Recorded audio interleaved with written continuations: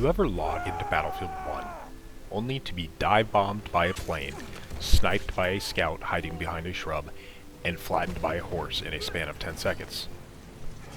Me too. But maybe we missed what this game is really doing.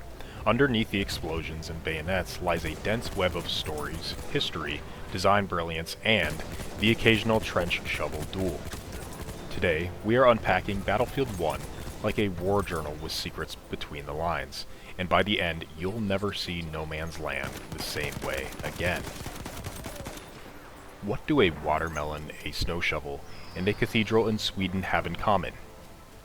They all helped build the audio identity of Battlefield 1. DICE's team literally recorded bullet impacts on fresh fruit to simulate flesh.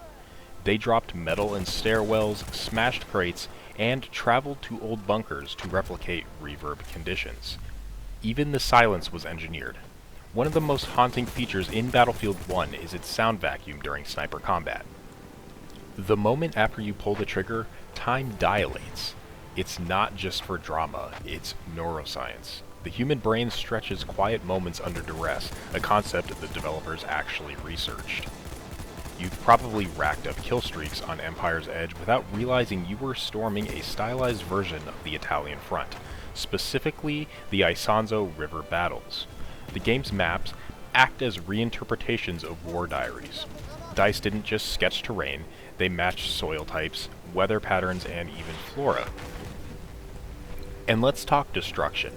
Battlefield 1's wasn't just a gimmick. Engineers developed new physics layers that made buildings collapse differently depending on shell trajectory. A church might fall inward or outward depending on mortar angle. The results? Organic chaos like Jenga if every block screamed. Multiplayer in Battlefield 1 feels chaotic because it's meant to. The devs implemented asymmetrical balance, meaning not every class is equal at every moment, just like real war. The assault class might dominate in close quarters, but try sprinting across with nothing but a shotgun. That's when you meet your maker, or at least the guy who hasn't missed a snipe since 2017. Now, here's a gem. Each AI-generated name for fallen soldiers in Conquest is pulled from a real database of World War I enlistees. The smith who responds beside you might have actually fought in the trenches. DICE worked with European museums to preserve while grounding identities in reality. Johan and Patrick didn't want the music to energize you. They wanted it to haunt you. The main theme, Metal and Flesh, uses unresolved chords to build tension, reflecting the uncertainty of trench warfare. Here's the kicker. They used broken World War I era instruments, like warped violins and detuned upright pianos to capture historical texture. There's literal war embedded in the music's DNA. Did you know Battlefield 1 almost included a campaign from Anzac perspective? It was storyboarded, partially built, and shelved due to production constraints. Internal documents describe it as visually stunning, but mechanically redundant. Translation being gorgeous, but not fun. Verdun was also in development as a full war story, but the emotional intensity, coupled with the map's lack of tactical variance, made it feel oppressive, which, ironically, is probably the most accurate World War I vibe possible. Everyone loves behemoths, or hates them, but few realize they're more than just set pieces, they are metaphors. The Zeppelin represents looming imperialism, while the armored train symbolizes outdated power struggling to remain relevant.